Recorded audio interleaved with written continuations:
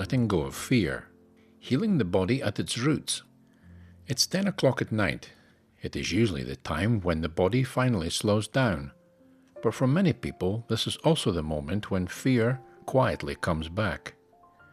Not loud fear, just a tight chest, a restless stomach, thoughts that won't settle. If this feels familiar, you're not alone. When we talk about health, most people think about food, exercise, supplements. But some of the deepest exhaustion in the body doesn't come from what we eat.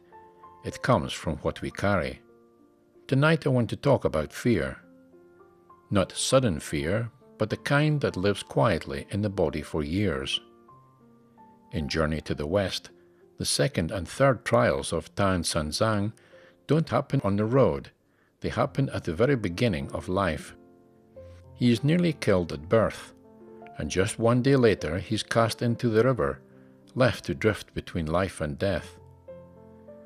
This isn't just a dramatic story, it's describing something very real, early fear, early loss of safety. Modern psychology calls this early life trauma, but you don't need technical words to understand it. When a life enters the world without safety, without protection, the body learns one lesson very quickly. I must stay alert. Anything could go wrong. Even if the mind forgets, the body remembers. People who carry this kind of fear often grow up to be very capable, very responsible, always prepared. But inside, the body never truly rests. Sleep is light. Digestion is weak. The nervous system stays on guard. This is not weakness, it's survival. From a traditional health perspective, long-term fear drains the kidneys and the nervous system. A constant lack of safety weakens the heart and the digestion. Ancient medicine understood this long before modern science did. Fear scatters the breath. It disrupts the flow of energy. So how do we heal this? The answer is not force, it is not positive thinking, and it is definitely not pushing yourself harder. Healing fear begins with restoring safety. In the story, Tang Monk survives not by fighting the world, but by being held. He is rescued, he is raised, he is brought into a monastery with rhythm, discipline, and care. This is important because the body heals when life becomes predictable again.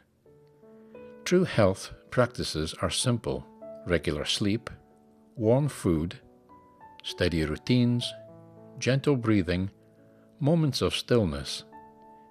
These are not small things, they are messages to the body. You are safe now.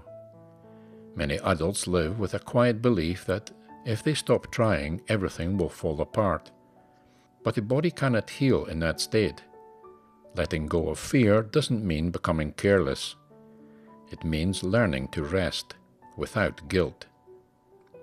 This episode is not about achievement, it's about permission. Permission to slow down, to soften the breath, and to tell your body again and again, I am allowed to be here.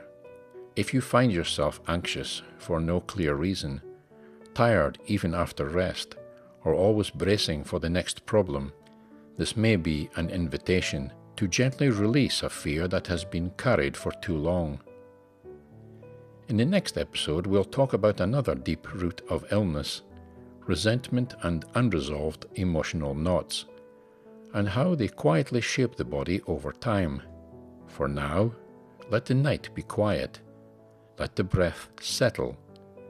This is how fear begins to leave the body.